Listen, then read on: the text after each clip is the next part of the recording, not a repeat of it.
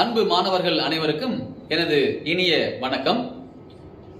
இந்த காணொளி வகுப்பு மூலியமா உங்களை சந்திப்பதில் நான் ரொம்ப மகிழ்ச்சி அடைகிறேன். இன்றைக்கு நாம பார்க்கக்கூடிய பாட தலைப்பு என்னன்னு கேட்டீங்கன்னா, 9ஆம் வகுப்பு அறிவியல் பாடத்துல முதல் பாடமா இருக்கக்கூடிய அளவீடு. அந்த அளவீடு பாடத்துல அறிமுகம், அளவீடுனா என்ன என்பது போன்ற அறிமுகம்.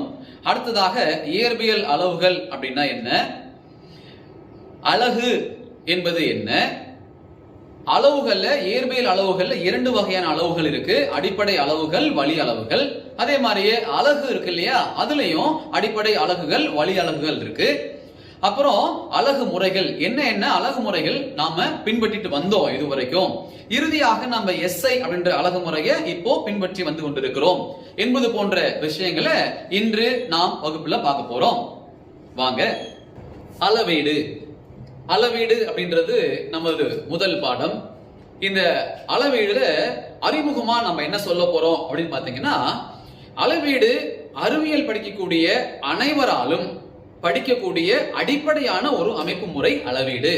இப்போ அறிவியல்ல எந்த பாடம் நீங்க படிக்கிறதா இருந்தாலும் இந்த அளவீடு அடிப்படையா படிச்ச பிறகுதான் மேற்கொண்டு உங்களால படித்து கொண்டு போக முடியும். அந்த மாதிரி அறிவியல் படிப்பவர்களுக்கு மிக அடிப்படையானது என்ன அப்படின்னா இந்த அளவீடு. இந்த அளவீடுகளை நம்ம நடைமுறை வாழ்க்கையில கூட பயன்படுத்தலாம். நடைமுறை வாழ்க்கையில எப்படி பயன்படுத்துறாங்க? உதாரணமா காலையில இருந்து இரவு வரை கூட நிறைய இடங்கள்ல நாம இந்த அளவீடை பயன்படுத்துறோம். இப்போ அம்மா என்ன பண்ணுவாங்க, உன்னைய கூப்பிட்டு 1 லிட்டர் பால் வாங்கிட்டு வா அப்படின்னு சொல்லுவாங்க. அந்த 1 லிட்டர் அப்படின்றது அளவிட குறிக்கக்கூடியது. 1 அப்படின்றது எண் மதிப்பையும், லிட்டர் அப்படின்றது அலகையும் குறிக்கக்கூடியது. அதுதான் அளவீடு. அப்ப வாக்கிங் போயிட்டு வராரு, போயிட்டு என்ன சொல்றாரு, 1 மணி நேரம் என்னைக்கு வாக்கிங் போனேன் அப்படின்னு சொல்றாரு. அதுல 1 என்பது எண் மதிப்பு, மணி என்பது அலகை குறிக்கக்கூடியது. அதுதான் அந்த 1 மணி அப்படின்றதுதான் என்னதுப்பா அளவீடு அப்படின்னு சொல்றது. அப்போ நடைமுறை வாழ்க்கையில எல்லா இடத்துலயுமே இந்த அளவீடு நம்ம பயன்படுத்துறோம். அப்போ அளவீடுனா என்ன அப்படின்னு புரிஞ்சுக்க ஆசைப்படுறீங்களா? எஸ், அளவீடு அப்படின்றது என்னன்னா பொருளின் அளவு மற்றும் எண் மதிப்பை தீர்மானிப்பதே அளவீடு. பொருளினோட அளவையும் எண் மதிப்பையும் தீர்மானம் பண்றது யாரு? அளவீடு அப்படின்னு சொல்றோம். சரிங்களா? வேற எப்படி சொல்லலாம் அப்படின்னு கேட்டீங்கன்னா, இப்போ ஒரு பொருளினுடைய பண்பையோ அல்லது ஒரு நிகழ்வையோ மற்றொரு பொருளின் பண்போடோ அல்லது நிகழ்வோடோ ஒப்பிட்டு முதல் பொருளின் பண்பையோ அல்லது நிகழ்வுக்கோ எண் மதிப்பையும் அலகையும் கொடுப்பது அளவீடு எனப்படும். புரிஞ்சுங்களா? அவ்வளவுதான், ரொம்ப எளிமையானதுதான்ப்பா. ஒண்ணு இல்ல, ஒப்பீடு செஞ்சு ஒரு பொருளுக்கு எண் மதிப்பையும் அலகும் கொடுக்கலாம், அதுக்கு பேரு அளவீடு. அப்படி இல்லை அப்படின்னா ஒரு பொருளினுடைய எண் மதிப்பையும் அளவையும் தீர்மானிக்க கூடியதை நம்ம என்ன சொல்லலாம்? அளவீடுன்னு சொல்லலாம். புரிஞ்சுங்களா? எஸ். அடுத்தது வாங்க. அடுத்தது என்ன இருக்கு? இயற்பியல் அளவுகள். இயற்பியல் அளவுகள்னா என்ன? அளவிடக்கூடிய அனைத்து அளவுகளுமே என்னது? இயற்பியல் அளவுகள் தான். எந்த அளவுகள் எல்லாம் அளக்கக்கூடிய வகையில இருக்கோ அது எல்லாமே இயற்பியல் அளவுகள் தான். அதாவது எண் மதிப்பும் அலகும் கண்டிப்பாக இந்த இயற்பியல் அளவுக்கு இருக்கும். எண் மதிப்பும் அளவும் இந்த இயற்பியல் அளவுக்கு கண்டிப்பா இருக்கும். உதாரணம் என்னன்னு கேட்டீங்கன்னா, ஒரு உதாரணம் பாருங்க. 3 கிலோகிராம் அரிசி அப்படின்னு வச்சுக்கோங்களேன். இப்ப 3 கிலோகிராம் அரிசின்றதுல 3 எண் மதிப்பு, கிலோகிராம் என்னப்பா? அலகு. Very good. அப்போ 3 கிலோகிராம் அப்படின்னு சொல்லும் பொழுது 3 எண் மதிப்பையும் கிலோகிராம் அலகையும் கொண்டது இயற்பியல் அளவாக எடுத்துக்கொள்ளப்படும். சரிங்களா?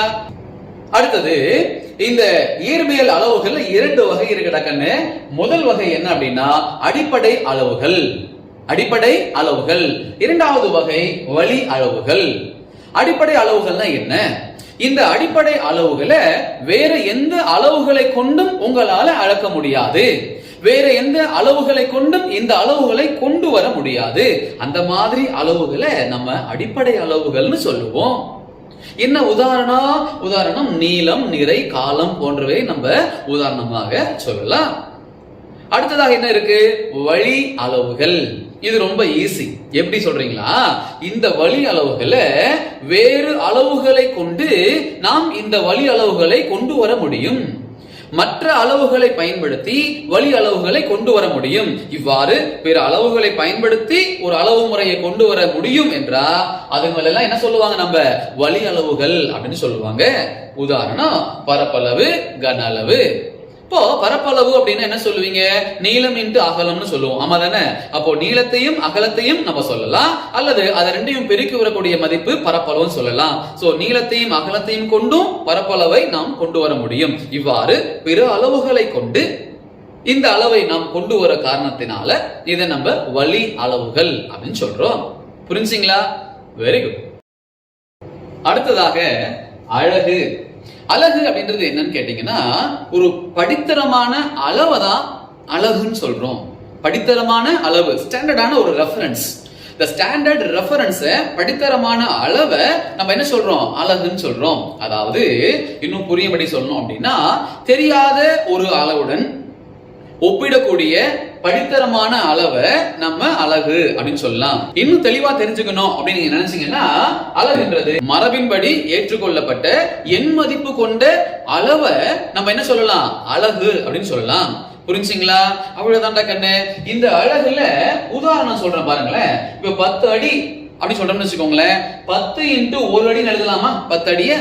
இதுல இந்த 10 அப்படின்றது அந்த அளவு நமக்கு தெரியாது.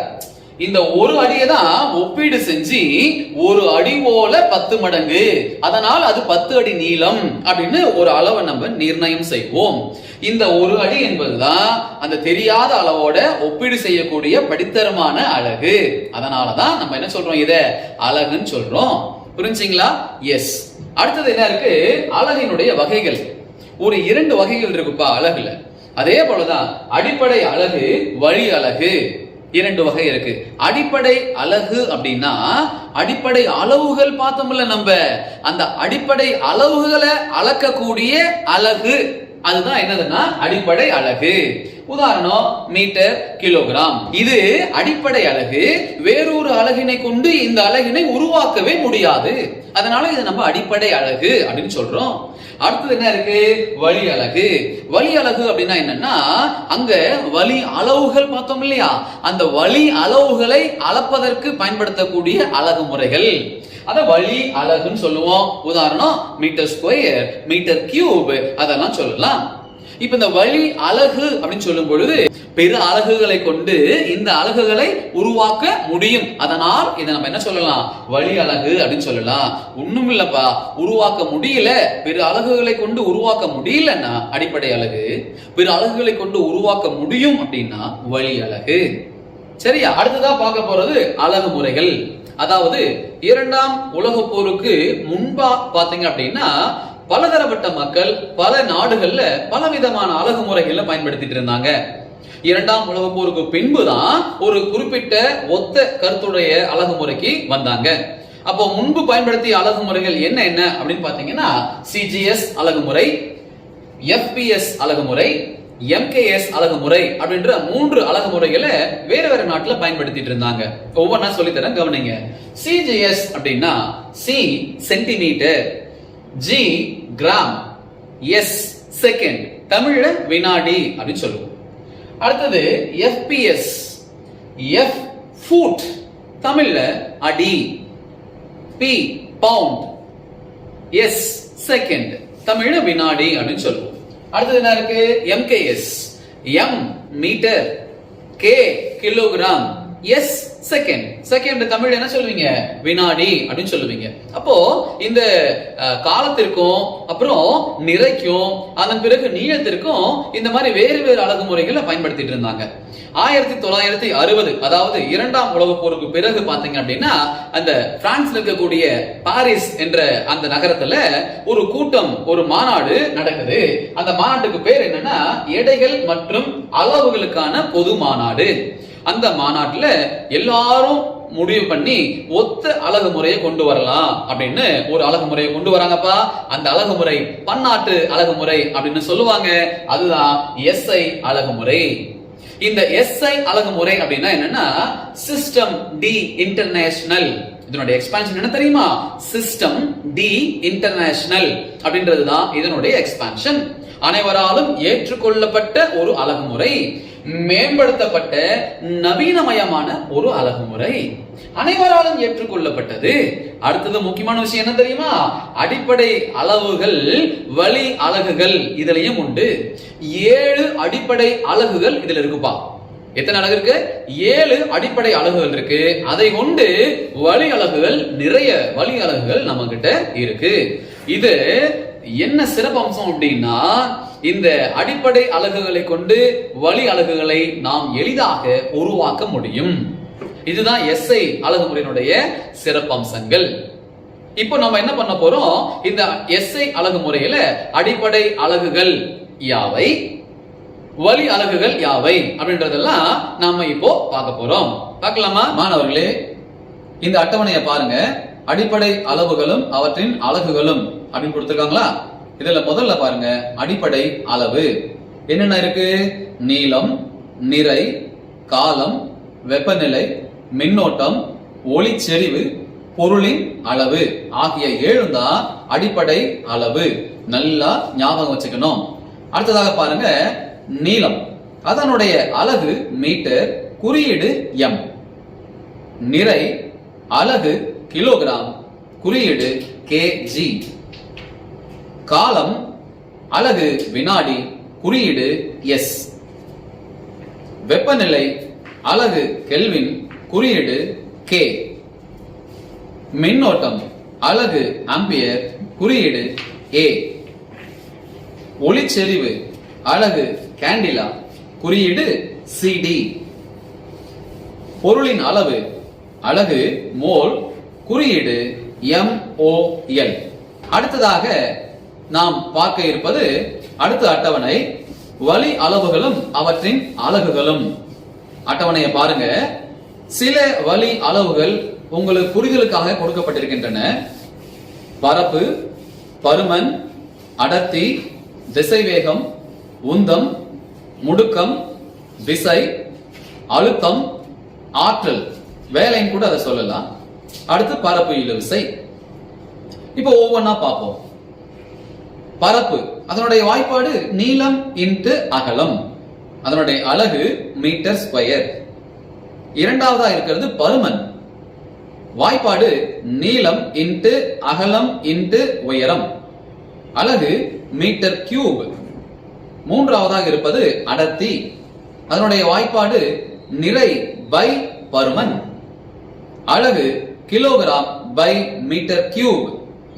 நான்காவதாக இருப்பது திசைவேகம், இடப்பெயர்ச்சி பை காலம் அப்படின்றது அதனுடைய வாய்ப்பாடு, அதனுடைய அலகு மீட்டர் பை வினாடி.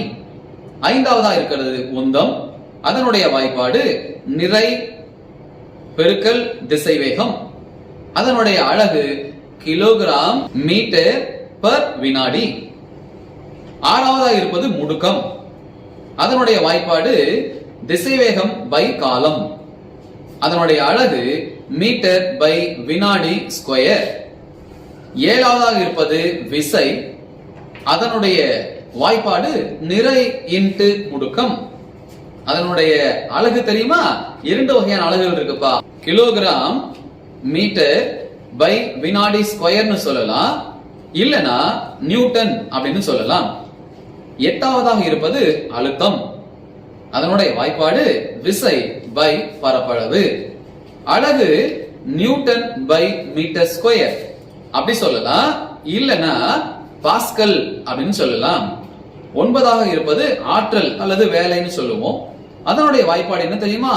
விசை இன்டு தொலைவு, அதனுடைய அலகு என்ன தெரியுமா? நியூட்டன் மீட்டர் அல்லது ஜூல் அப்படின்னு சொல்லலாம். பத்தாவது இறுதியாக இருப்பது பரப்பு இழுவிசை, அதனுடைய வாய்ப்பாடு விசை பை நீளம் அப்படின்னு சொல்லலாம், அலகு நியூட்டன் பை மீட்டர். இந்த அட்டவணையில் கொடுக்கப்பட்டுள்ள அனைத்தையும் நீங்கள் சரியாக எழுதி பார்த்து மனனம் செய்து படித்துக் கொள்ள வேண்டும். சரிங்களா மாணவர்களே? இன்று நீங்க பார்த்த இந்த பாடங்கள் அனைத்தும் உங்களுக்கு தெளிவாக புரிஞ்சிருக்கும் அப்படின்னு நான் முழுமையா நம்புறேன். மீண்டும் இதனுடைய தொடர்ச்சி அடுத்தது ஒரு காணொளி வகுப்பின் மூலியமாக உங்களை நான் சந்திக்கிறேன். நன்றி, வணக்கம்.